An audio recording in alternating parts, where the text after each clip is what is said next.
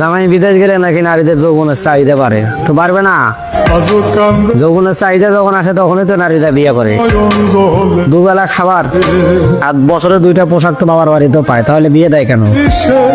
তোমার বিদেশ করা দরকার, তুমি বিয়ের আগে 10 বছর বিদেশ করে আসো, বিয়ের পরে গিয়ে তোমার 10-15 বছর বিদেশ থাকা লাগবে কেন?